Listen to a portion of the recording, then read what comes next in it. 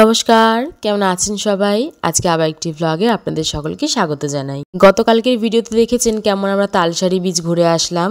তো সে সমস্ত ঘুরে কিন্তু রাত্রিবেলা আর সময় পাইনি বলে কিন্তু একেবারে রুমে চলে এসেছিলাম, খাওয়া দাওয়া করে শুয়ে পড়েছিলাম। আজ একটু সকাল সকালই ঘুম থেকে ওঠা হয়েছে, কারণ আজকে যাবো হচ্ছে জগন্নাথ মন্দিরে। সন্ধুর বন্ধুরা গতকালকেই ঘুরে এসেছে বিকালবেলার দিকে। তো আমরা যেহেতু তালসারি বীচে গেছিলাম, তো সেক্ষেত্রে কিন্তু আজকে আমরা যাবো হচ্ছে সকাল সকাল উঠে পড়েছি ঘুম থেকে, জগন্নাথ মন্দিরে কিন্তু আজকে দর্শন করে আসবো আমরা। হয়তো ভাবছেন যে এই ঘরটা বারবার করে কেন দেখাচ্ছে আপনাদেরকে। আজকেই হচ্ছে আমাদের শেষ দিন এই ঘরেতে, মানে এই হোটেলের রুমেতে। তো সেই জন্য আপনাদেরকে দেখালাম ভিডিওর মধ্যে যে এই ঘরটা বারবার করে, কারণ এখানে সমস্ত কিছু আমাদের জিনিস রাখা ছিল, তো সেগুলো কিন্তু সবই গুছিয়ে রেখে দিয়েছি। প্রায় কমপ্লিট রয়েছে, আমাদের অর্ধেকের বেশি কিন্তু আমাদের ব্যাগপত্র গোছানো হয়ে গেছে। তো এখন ব্যাগপত্র গুছিয়ে রেখে বেরোবো, কারণ আমাদের যদি ফিরতে লেটও হয়ে যায়, দেরি হয়, তবে কিন্তু আর আমাদেরকে সময় নিয়ে কিছুক্ষণের জন্য কিন্তু ব্যাগ গোছাতে হবে না। ব্যাগগুলো গুছিয়ে রেখে দিয়ে রুম থেকে কিন্তু তালা দিয়ে আমরা দুজন মিলে বেরিয়ে পড়েছি। বেরিয়ে কিন্তু আমরা এখান থেকে লোকাল টোটো ধরেছি, মানে ওখান থেকে আমরা একদম যে হোটেলে ছিলাম হোটেলের বাইরে কিন্তু অনেক গাড়ি ছিল, সেখান থেকে আমরা গাড়ি ধরিনি, কারণ সেখান থেকে অনেক বেশি ভাড়া বলছিল বলে আমরা কিন্তু একদম সম্পূর্ণ রোডের ধার থেকে কিন্তু একদম টোটো ধরেছি। যদি টোটো রিজার্ভ করে নিতাম তবে কিন্তু আমাদের কাছ থেকে 100 টাকা কিংবা 500 টাকা নিত দুজনার। তো সেই জন্য কিন্তু আমরা টোটো ওখান থেকে রিজার্ভ করিনি, আমরা একদম রোড থেকে টোটো ধরেছি। ধরে এখান থেকে কিন্তু আমাদের 20 টাকা করে 40 টাকা নিয়েছে।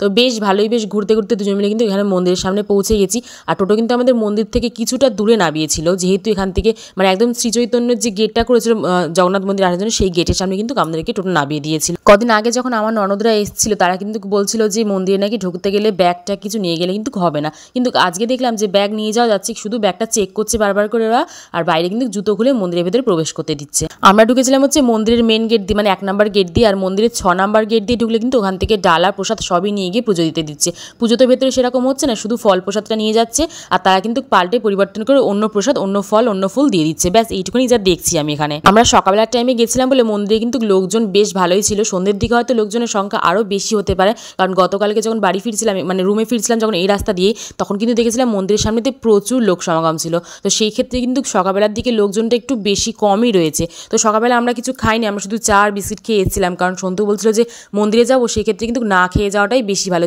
যদিও আমরা কিছু খাচ্ছিলাম না সকালবেলা সেরকম, তবুও আমার খিদে পাচ্ছিল। তো সন্তু বারবার করে বলছিল যে এখন কিছু খেতে হবে না, মন্দির থেকে কিন্তু বেরিয়ে যখন রুমে ফিরবো তখন কিন্তু কিছু খেয়ে নেবো আমরা। তো ওর কথা মতন আমি ওকে আর বেশি কিছু বললাম না, কারণ বেশি কিছু বলতে গেলে আবার কিন্তু আমাকে বকা দেবে এখানে। যদিও ওয়েদারটা মেঘলা রয়েছে, তবুও কিন্তু বেশ ভালো একটা গরম রয়েছে, মানে গুমোট একটা গরম ভাব কিন্তু বেশ ভালোই এখানে রয়েছে। তো আমার সত্যি রীতিমতন ভীষণ গরম হচ্ছিল, ঘাম হচ্ছিল বলে কিন্তু আমি এখানে চুলটা ছেড়ে বা স্টাইল করে আমি আসি, নর্মালি চুলটা খোপা করে রেখেছিলাম।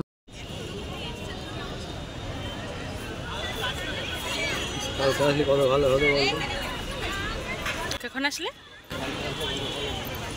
হ্যাঁ, কালকে তো ভালো হতোই।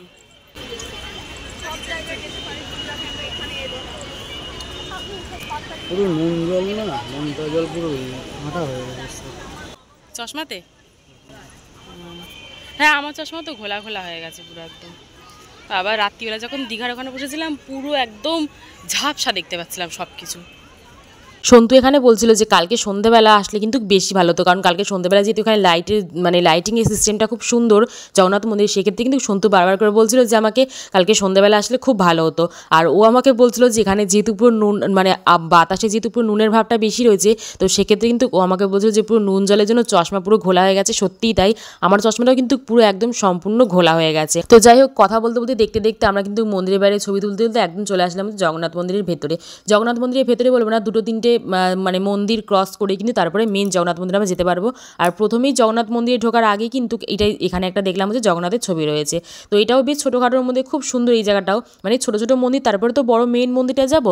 তো প্রথমেই কিন্তু এখানে দেখলাম একটা জগন্নাথ মন্দিরের ছবি রয়েছে। আর এই মন্দিরের ভেতরগুলো কিন্তু সম্পূর্ণ সাদা, একদম ভেতরে কিন্তু সাদা পাথরের কাজ করা, বাইরেও কিন্তু সাদা পাথর, কিন্তু বাইরের পাথরটা হচ্ছে একটু ঘিয়ে ঘিয়ে কালারের, আর ভেতরে কিন্তু পাথরগুলো পুরো সাদা। আর প্রত্যেকটা মন্দিরের ভেতরেই কিন্তু হাওয়া রয়েছে, মানে পাখা চলছে যেহেতু, তো ঠান্ডা কিন্তু বেশ ভালো রয়েছে মন্দিরের ভেতরে। মানে মন্দিরের বাইরে যতটুকুনি গরম লাগছে তার থেকে কিন্তু মন্দিরের ভেতরে বেশ ভালো ঠান্ডা রয়েছে। সম্পূর্ণ মন্দিরের পাশে কিন্তু এরকম জল দিয়ে, জলের মধ্যে পদ্ম ফুল দিয়ে কিন্তু পুরো ঘেরা মন্দিরটা। জানি না কেন, হয়তো দেখতে সুন্দর লাগার জন্য এই জিনিসটা করা। আমি মানে আসল যে জগন্নাথ মন্দির সেটা কিন্তু আমি এরকম দেখিনি। তো এখানে দেখলাম বেশ ভালো লাগছে দেখতে, পুরো রং বিরঙের কিন্তু পদ্ম ফুল এখানে ছিল। সবকটা পদ্ম ফুল কিন্তু আমার জানা নেই, কিছু কিছু শাপলা ফুলের মতন দেখতে লাগছিল, বেশ বেগুনি, লাল, সবুজ রঙের, হলুদ রঙের, নীল রঙের, সব রকমের কিন্তু এখানে পদ্ম ফুল দেখলাম ভেতরে আমরা জলের মধ্যে। সম্পূর্ণ মন্দিরটা ঘুরতে ঘুরতে মানে পদ্মফুল দেখতে দেখতে কিন্তু আমরা চলে আসলাম হচ্ছে সেকেন্ড পার্টে, মানে মন্দিরের যে সেকেন্ড পার্টটা ছিল সেই মধ্যে কিন্তু চলে আসলাম।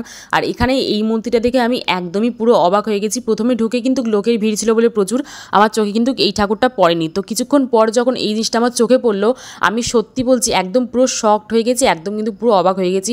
অনেকে দেখলাম এখানে পয়সা দিচ্ছে, আমিও কিন্তু আমার ব্যাগ থেকে 5 টাকা খুচরো বার করে এখানে দিয়েছি। যেহেতু যেটাই পেয়েছি হাতের কাছে আমি কিন্তু সেটাই দিয়েছি এখানে দিয়ে। এখান থেকে বেরিয়ে গেলাম হচ্ছে এর পরের পার্টে যাওয়ার জন্য, মানে সেকেন্ড পার্ট তো ঘুরলাম মন্দির, তারপরে তৃতীয় পার্টে যাওয়ার জন্য কিন্তু আমরা এখান থেকে বেরিয়ে পড়লাম। আর বেশ কিন্তু ভালোই মন্দিরের এখানটা ভিড় রয়েছে। তৃতীয় মন্দিরটার মধ্যে কিন্তু গেটের দরজাটা পুরোপুরি বন্ধ ছিল। এখানে কেন বন্ধ ছিল সেটা কিন্তু আমার জানা নেই। সবাই দেখলাম পাশ দিয়ে যাচ্ছে, মানে মন্দিরের পাশ দিয়ে কিন্তু সিঁড়ি বেয়ে উপর দিকে উঠে সেই পাশের দরজা দিয়ে কিন্তু প্রবেশ করছে মন্দিরের ভেতরে। কিন্তু সামনের সদর দরজাটা কেন বন্ধ সেটা কিন্তু আমি এখনও বুঝতে পারলাম না।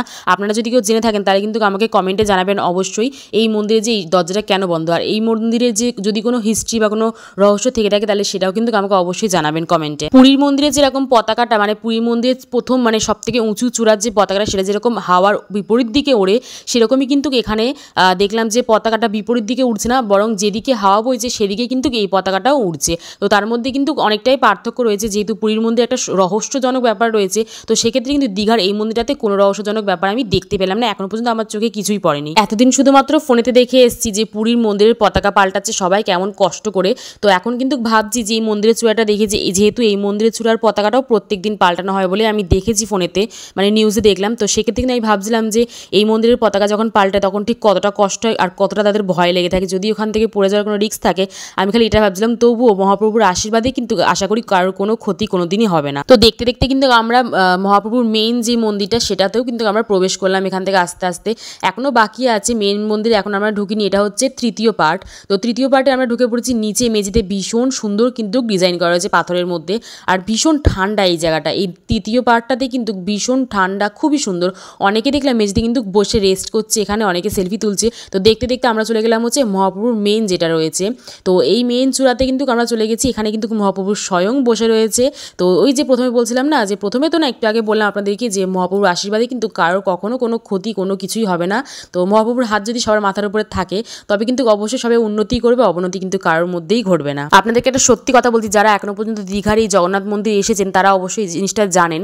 আমি যখন এই মেইন যে মন্দিরটা, মানে যেখানে মহাপ্রভু স্বয়ং রয়েছে সেইখানে যখন আমি প্রবেশ করলাম সেই দরজার সামনে দিয়ে, তো এখানে কিন্তু একটা অন্যরকম শান্তি, একটা অন্যরকম ঠান্ডা অনুভব করছি, খুব সুগন্ধ একটা অনুভব করছি। জানি না এখানে কেন এত সুন্দর একটা সুগন্ধ, এত সুন্দর একটা ঠান্ডা, এত সুন্দর একটা শান্তি আমি ফিল করছি এখানে। মানে কি বলবো, যে এখানেতে এত সুন্দর একটা শান্তি আমি সত্যি মানে এই শান্তিটা কখনো প্রকাশ করা যাবে না কারোর কাছে, কাউকে আমি বুঝিয়ে বলতে পারবো না এখানে যে কি শান্তিটা আমি পাচ্ছিলাম। এখানে অনেক লোকের ভিড় ছিল, অনেক কিছু ছিল, কিন্তু তার মধ্যে কিন্তু একটা শান্তি আমি ওখানে খুঁজে পাচ্ছিলাম মহাপ্রভুর সামনে ওই জায়গাটাতে। যাই হোক, ওখানে অনেকক্ষণ ছিলাম ভেতরে, যেহেতু অনেক লোকের ভিড় ছিল, তো পুলিশ গার্ড কিন্তু আমাদের বেশিক্ষণ ওখানে থাকতে দিচ্ছিল না, বারবার করে কিন্তু ওখান থেকে বার করে দিচ্ছিল।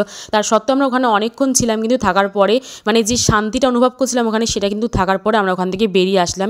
এসে কিন্তু সোজা দেখতে শুরু করে দিলাম হচ্ছে মন্দিরের চারপাশটা, এখানে কিন্তু ঘোরা আবার শুরু করে দিলাম। আর এই যে এখানে যেগুলো দেখছেন এই চূড়াগুলো, যে চূড়াগুলোর মধ্যে কিন্তু প্রত্যেকটা চূড়ার যে প্রদীপের মতো জিনিসগুলো রয়েছে একটা একটা, সেগুলোর মধ্যে কিন্তু লাইট সিস্টেম করা রয়েছে। তো আমি শুনেছি দীঘাতে এরকম রয়েছে, যেহেতু পুরীর মন্দিরে কিন্তু একটু অন্যরকম আছে এই জিনিসগুলো। তারপর আমরা চলে গেলাম হচ্ছে রথ দেখতে, মহাপ্রভুর দর্শন করবো। আর রথ না দেখলে কি হয়, যদিও এই রথে এখনো পুজো করা হয়নি, মহাপ্রভু এর মধ্যে এখনো কিন্তু বসেনি, তো সেক্ষেত্রে কিন্তু এই রথটা কোনো রকম কোনো মানে দেখার মধ্যে পড়ে না। তবুও মহাপ্রভুর দর্শন করবো আর রথ না দর্শন করলে কিন্তু একদমই হয় না।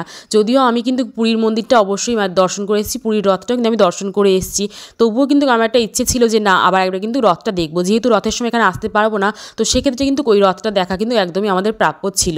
তো এখান থেকে আপনাদেরকে দেখাচ্ছি দূরের দিকে মন্দিরটা ঠিক কতটুকু দেখতে সুন্দর লাগছে। এটা কিন্তু একদম শেষের দিকে এই রথটা কিন্তু রাখা রয়েছে ওখান থেকে। তো এখানে ও আর আমি কিছু ছবি তুললাম এই সাইডে এসে, কিন্তু মন্দিরটা ভীষণই সুন্দর লাগছে দূর থেকে দেখতে। আর মন্দিরের চারপাশটা কিন্তু প্রচুর কাগজ ফুল গাছ দিয়ে, মানে বাগান বিলাসের যে গাছগুলো আছে সেই গাছ দিয়ে, নয়নতারা ফুল গাছ দিয়ে, মানে নানান রকমের ফুল গাছ দিয়ে কিন্তু মন্দিরের চারপাশটায় ঘেরা, সবুজে সবুজ ভর্তি চারিদিকে। বেশ বড় এরিয়া নিয়ে কিন্তু মন্দিরটা তৈরি হয়েছে। আমি আপনাদেরকে ভিডিওর প্রথমেই বললাম যে অনেক বড় এরিয়া নিয়ে মন্দিরটা কিন্তু তৈরি হয়েছে। আর ফুলগুলো কিন্তু বেশ সুন্দর লাগছে দেখতে। যদিও কিছুদিন পরে বা কয়েক মাস পরে কিন্তু এই ফুলগুলোর সংখ্যা আরও বেশি বেড়ে যাবে। তো বেশিক্ষণ আর মন্দিরে থাকবো না, যেহেতু আমাদের টাইম অনেক সময় কমে এসছে, কারণ হোটেলে আমাদেরকে রুম ছেড়ে বেরোতে হবে। 10টা প্রায় বাজতেই গেছে, প্রায় 15-10টা মতন বাজে। তো সময় আমাদের একদম হাতে নেই, তো সেক্ষেত্রে কিন্তু মন্দিরে বেশিক্ষণ থাকবো না, সোজা এখান থেকে বেরিয়ে কিন্তু আমরা যাবো হচ্ছে হোটেলের রুমে ব্যাগপত্র বার করতে। আর মন্দির থেকে বেরোনোর সময় কিন্তু আমি সন্তুকে বারবার করেছিলাম আমার কিন্তু ভীষণ জোরে খিদে পেয়ে গেছে। তো সেক্ষেত্রে কিন্তু আমরা ঢুকেছিলাম হচ্ছে একটা একটা পেস্ট্রি শপে। তো সেখান থেকে আমি কিনেছিলাম হচ্ছে একটা চিকেন বার্গার, আর সন্তু খেয়েছিল হচ্ছে একটা চিকেন সিঙ্গারা। তো এগুলো নিয়ে কিন্তু আমরা সোজা হোটেলের রুমে চলে গেছিলাম, গিয়ে খাওয়া দাওয়া করতে বসেছিলাম। সবেমাত্র আমার অর্ধেক খাওয়া কমপ্লিট হয়েছে, তার মধ্যে কিন্তু হোটেলের লোক চলে এসেছিল, এসে বলছে যে আর এক্সট্রা বেশি টাইম থাকলে কিন্তু মানে এক্সট্রা চার্জ লাগবে। তো হোটেলের রুম থেকে বেরিয়ে কিন্তু আমরা সোজা চলে গেছিলাম হচ্ছে হোটেলের যে ছাদের ব্যালকনি ছিল সেখানে কিন্তু আমরা বসেছিলাম। আর বসে বসে আমি ভাবছিলাম যে এই দৃশ্যটা হয়তো এখনই শেষ দেখছি, এরপরে কিন্তু সোজা চলে যাবো হচ্ছে আমরা আমাদের জায়গায়, আমাদের বাড়িতে আবার ফিরে যাবো কিন্তু এখান থেকে। তো আমাদের বাস কিন্তু প্রায় চলেই এসছে, সবকিছু গোছানো হয়ে গেছে। এবার যাবো হচ্ছে আমরা বাসে, আর বাসে করে যাবো হচ্ছে সোজা আমাদের বাড়িতে। তো আজকে ভিডিও এখানে শেষ করছি, দেখাবো অনেকটি ভিডিওতে। সকলে সাবধানে থাকবেন, ভালো থাকবেন, সুস্থ থাকবেন। আর এই গরমে কিন্তু অবশ্যই প্রচুর পরিমাণে জল খাবেন সুস্থ থাকার জন্য। আসতে হবে, আসি, দেখাবো অনেকটি ভিডিওতে।